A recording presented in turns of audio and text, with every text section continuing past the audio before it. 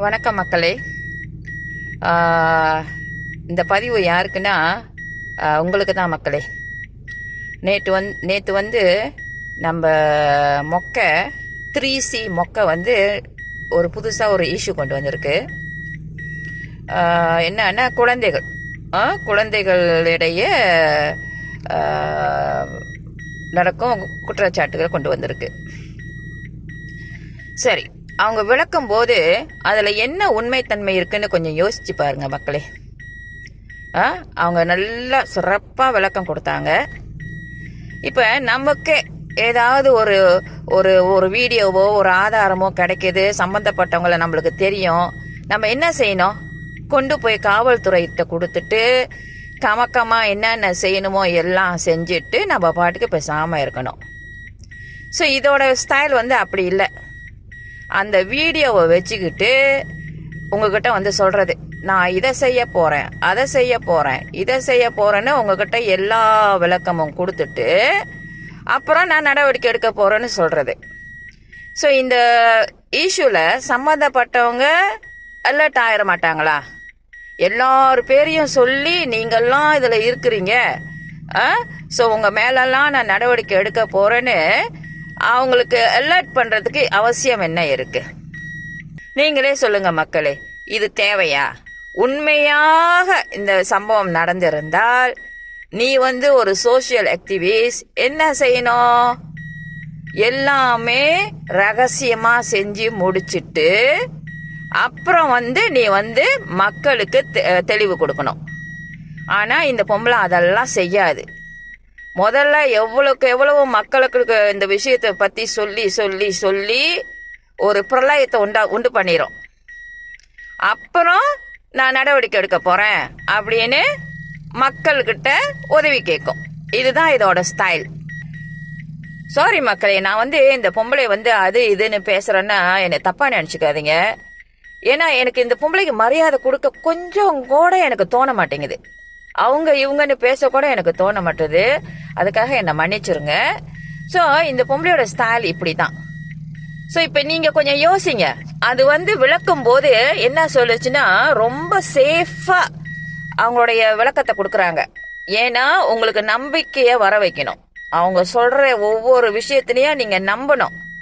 அதுக்காகத்தான் இடையில உங்ககிட்ட கேட்டுச்சு, உங்களுக்கு ஏதாவது கேள்வி இருந்தால் நீங்கள் கேளுங்க, நான் வந்து உங்களுக்கு விட கொடுக்குறேன்.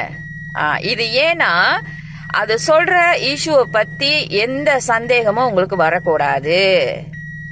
ஏன்னா அது வந்து உருட்டுதுன்னு தெரியும், அது கதை சொல்லுதுன்னு தெரியும்.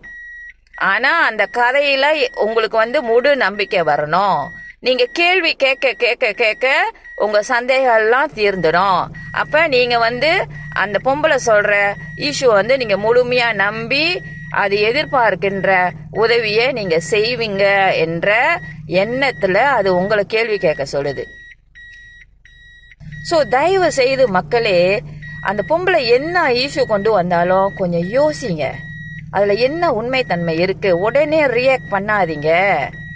சரி, இன்னொன்று நீங்கள் யோசிங்க மக்களே. இந்த பொம்பளைகிட்டயே ஒரு ட்ரஸ்ட் இருக்குது, சைல்டு ட்ரஸ்ட் வச்சுருக்குன்னு சொல்லுது. ஏன் வந்து அந்த பிள்ளைங்களுக்கு இவங்க அடைக்கலம் கொடுக்கக்கூடாது? நீ தான் பெரிய ட்ரஸ்ட் வச்சுருக்கிய. இந்த 2 பையன்களையும் கூட்டிகிட்டு போய், சம்மந்தப்பட்ட அந்த 2 பையன்களையும் கூட்டிகிட்டு போய் உங்கள் ட்ரஸ்ட்டில் வச்சு அவங்களுக்கு எல்லா தேவைகளையும் பூர்த்தி செஞ்சு நீங்கள் அவங்கள ஆளாக்கலாமே. ஒரு நல்ல குடிமகனாக அந்த நாட்டுக்கு, உங்கள் நாட்டுக்கு அவங்க கொடுக்கலாமே. ஏன் அதை செய்யாமல் மக்களே நீங்கள் யாராவது தத்து எடுத்து அந்த பையனுக்கு எல்லாம் செய்யுங்க, நீ ஏன் கேட்க வேண்டிய அவசியம் என்ன? அப்போ உன்னோட ட்ரஸ்ட் என்னத்துக்கு இருக்கு? மக்களே, நான் எனக்கு தோன்றதை நான் சொல்கிறேன். இந்த பொம்பளையோட ஸ்டைல் எப்படி தெரியுங்களா? ஒரு இஷ்யூ வந்து கொண்டு வந்துடும். அதில் வந்து இந்த யூடியூப்பில் கொஞ்சம் பிரபலமாக இருக்கிறாங்க இல்லையா, அவங்களெல்லாம் உள்ளுக்கு துணிச்சிரும். அல்லது ஒவ்வொருத்தராக அந்த இஷ்யூவில் கொண்டு வந்துட்டு அவங்கக்கிட்ட வந்து ஒரு டீல் பேசிடும் போல இருக்கு. நான் இப்படியெல்லாம் செய்வேன், நீங்கள் எனக்கு இணங்கினாக்கா நான் உங்களுக்கு ஒரு தொகையை கொடுக்குறேன். அவங்களுக்கு என்ன, பணம் தானே. ஜெயிலுக்கு போனாலும் அவங்களுக்கு ஸ்டில் பணம் கிடைக்கும். ஸோ எப்படியாவது ஒரு கேஸை போட்டு அவங்கள ஜெயிலுக்கு அனுப்பிட்டு பிறகு இதோட வேலை என்ன தெரியுங்களா? அந்த கேஸ் தொடர்பா எனக்கு வந்து இதுக்கு பெயிலுக்கு காசு வேணும், லாயருக்கு காசு வேணும், இந்த கேஸ் இப்படி ஓடிட்டு இருக்குது, மக்கள் உதவி பண்ணுங்க உதவி பண்ணுங்கன்னு எவ்வளவு சேர்க்க முடியுமோ சேர்த்துறோம். அது ஒரு பெரிய தொகையா வந்த பிறகு அந்த ஜெயிலுக்கு அனுப்புனாங்க இல்லையா, அவங்க தண்டனை காலம் முடிஞ்சு வந்த பிறகு எல்லாம் ஷேர். ஸோ இதெல்லாம் உங்களுக்கு தெரிய போதா? உள்ளுக்கு என்ன நடக்குதுன்னு உங்களுக்கு தெரிய போதா? உங்களுக்கு ஞாபகம் இருக்கா மக்களே? ஏற்கனவே நான் நினைக்கிறேன் போன வருஷம் நினைக்கிறேன் ஒரு 2 3 எஃப்ஐஆர் யார் மேலேயோ போட்டுட்டேன்னு வந்து வீடியோவில் காட்டுச்சு. அந்த எஃப்ஐஆர்லாம் என்ன ஆச்சு? அந்த கேஸ் எல்லாம் என்ன ஆச்சு? கேட்டால் பொறுமையாக இருங்க பொறுமையாக இருங்க பொறுமையாக இருங்க. ஒரு கேஸ், ஒரு சீரியஸான கேஸ் வந்து காவல்துறைக்கு போகுதுன்னா பொறுமைக்கு ஒரு அளவு இருக்கு இல்லையா? வருஷ கணக்கிலையா பொறுமையாக இருக்க சொல்லுவாங்க? உடனே அதுவும் இது சுமத்தின குற்றச்சாட்டுக்குன்னா வந்து சாதாரணம் இல்லை, ரொம்ப சீரியஸான குற்றச்சாட்டு. அப்போ உங்கள் காவல்துறை வந்து ரொம்ப பொறுமையாக அதுக்கு வந்து ரியாக்ட் பண்ணுவாங்களா? ஸோ இதோட ஸ்டைலே இப்படி தான் மக்களே. ஏதாவது ஒரு இஷ்யூ கொண்டு வந்துட்டு இப்போ என்னன்னா அவங்க வந்து இப்போ ஃபேஸ்புக்கு போயிட்டாங்க, அங்கே வந்து அவங்களுக்கு கண்டென்ட் வேணும். ஸோ இப்போ ஒரு கண்டென்ட் கிடச்சிருச்சு, இதை வச்சே ஓட்டும் பாருங்க. இதை வச்சே அங்கே ஃபேஸ்புக்லேயும் அவங்க பிரபலம் ஆயிடுவாங்க. அது இன்னும் எத்தனை மாதத்துக்கு ஓடுதுன்னு தெரில இந்த கேஸு. இதை பற்றியே பேசி பேசி வீடியோ போட்டு போட்டு உங்களெல்லாம் ஒரு ஒரு ஒரு கட்டுக்குள்ளே வச்சுக்கோம், அதோட கட்டுக்குள்ளே வச்சுக்கோம். ஏன்னா அது சொல்கிறதெல்லாம் நீங்கள் நம்பணும் இல்லையா? ஸோ வீடியோ ஆதாரம் வீடியோ ஆதாரம் வீடியோ ஆதாரம். மக்களே உங்களுக்கு ஒன்று தெரியுமா? இந்த வீடியோ ஆதாரம்லாம் யார் வேணாலும் செட்டப் பண்ணி செய்யலாம், சரிங்களா? யார் வேணாலும் செட்டப் பண்ணி நீ இப்படி பேசு நீ இப்படி பேசு நீ இப்படி பேசு இதை நான் வந்து வெளியாக்குறேன் அப்படின்னு யார் வேணாலும் செய்யலாம். அது ஒரு பெரிய ஆதாரமாக எந்த விஷயத்துலையுமே இருக்காது. இப்போ அந்த பையன் வந்து செஞ்சு இந்த கள்ளச்சி வந்து அந்த பையனை வந்து ஏதோ செஞ்சிருக்குன்னு சொல்கிறாங்க இல்லையா, அந்த செஞ்ச வீடியோ உங்ககிட்ட இருக்கா? இருக்குன்னா கொண்டு போய் காவல்துறையிட்ட காட்டு. அவங்க உடனே அந்த கள்ளச்சியை அரெஸ்ட் பண்ணி விசாரிக்கட்டும். விசாரிச்சா எல்லாம் உண்மையும் வரும் தானே? அதில் யார் யார் ஈடுபட்டிருக்காங்கன்னு வரும் தானே? வீடியோ இருக்குன்ற ஆனால் கொண்டு போய் கொடுக்க மாட்டேங்கிற. இதெல்லாம் வந்து ரகசியமாக செய்ய வேண்டிய வேலை. சம்பந்தப்பட்டவங்களுக்கெல்லாம் தெரிய வச்சுட்டு இதை செய்யக்கூடிய வேலை அல்ல. உண்மையான சோசியல் ஆக்டிவிஸ்ட் வந்து அதைத்தான் செய்வாங்க.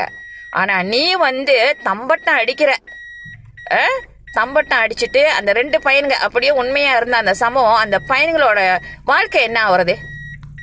இதை ரகசியமாக நீ தண்டனை வாங்கி கொடுத்தாங்க அது அப்படியே அமைங்கிரும். அப்புறம் எல்லாம் முடிஞ்ச பிறகு நீ வந்து மக்களுக்கு விழிப்புணர்வு கொடுக்கலாம். இந்த மாதிரிலாம் நடந்துச்சு மக்களே, இப்படிலாம் நடந்துச்சு, அதை நான் தான் செஞ்சேன் அப்படின்னு விழிப்புணர்வு கொடு. இப்போ ஒன்றுமே செய்யலை, உடனே தூக்கிட்டு வந்துட்டேன் யூடியூப்புக்கு இதை பற்றி பேசுறதுக்கு. சம்மந்தப்பட்டவங்களாம் தயாராக இருக்க மாட்டாங்களா? எப்படி தப்பிக்கிறதுன்னு யோசிக்க மாட்டாங்களா?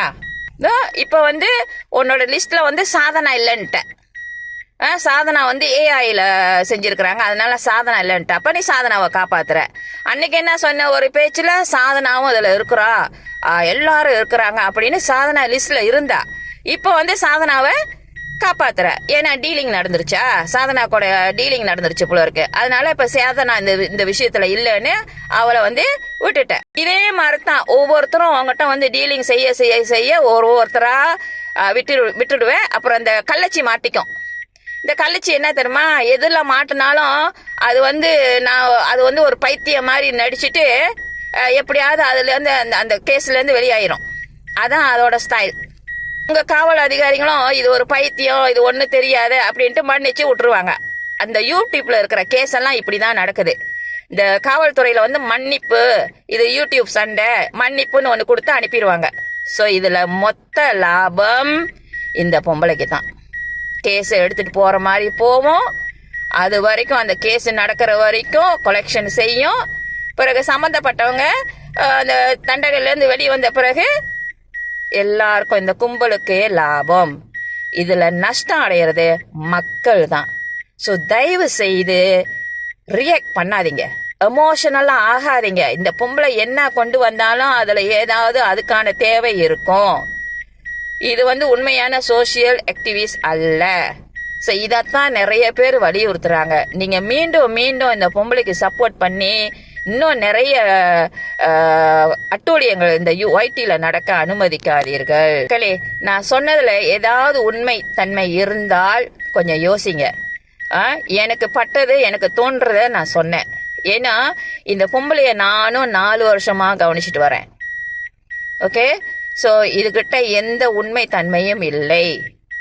ஓகே, நீங்கள் பாருங்க, இன்னும் 2 நாளில் நல்லா தண்ணியை போட்டு வந்து ஆவேச பேச்சு, ஆவேச உரையாற்றுவாங்க. சம்மந்தப்பட்டவங்கலாம் கெட்ட வார்த்தையில் விட்டு ஏசுவாங்க. ஏன்னா அவங்க ஆவேசத்தில் காட்டுறாங்களாம். இன்னைக்கு ரொம்ப பொறுமையாக பேசுனீங்க. இந்த பொறுமை எங்கேருந்து வந்துச்சு? ஏன்னா உங்ககிட்ட காரியம் ஆகணும். உங்ககிட்ட எல்லாம் சொல்லிட்டு கடைசியில் அவங்களுக்கு தேவையை பூர்த்தி செய்யணும். சரி, இன்னொரு மறந்துட்டேன் மக்களே. இப்போ வந்து சொன்னாங்கல்ல, அவங்க சப்ஸ்கிரைபர் யாருக்கோ உதவி வேணும்னே. உங்களுக்கு தெரியுமா ஏன் அது கூட நிறைய பேர் தொங்கிட்டு இருக்கிறாங்கன்னு? இதுக்கு தான். ஓகே, இந்த உதவி இந்த பொம்பளை மூலியமா நம்மளுக்கு கிடைக்காதா? ஓகே, ஆனால் இந்த பொம்பளை செய்யாது. இது என்ன செய்யும்? மக்கள்கிட்ட இருந்து வாங்கி கொடுக்கும். ஏன் உன்னோட சப்ஸ்கிரைபர் தானே உன் காசு எடுத்து கொடுக்கறது. ஏன் உங்ககிட்ட 8 லட்சம் உனக்கு என்ன பெரிய காசா? எடுத்து கொடுக்க வேண்டிதானே. இதுக்கு கூட மக்கள் தானா? ஸோ கொஞ்சம் யோசிங்க மக்களே. ஸோ இந்த பொம்பளையை முதல்ல புறக்கணியுங்கள். அப்போ தான் ஒய்டி வந்து ரொம்ப அமைதியாக இருக்கும். ஸோ இப்போ வந்து அவங்களுடைய அவதாரம் வந்து ஃபேஸ்புக்கில் போயிடுச்சு. அங்கே இன்னும் என்ன நார போகுதுன்னு தெரியல. ஸோ தயவு செய்து கொஞ்சம் யோசித்து சிந்தித்து செயல்படுங்கள். நன்றி, வணக்கம்.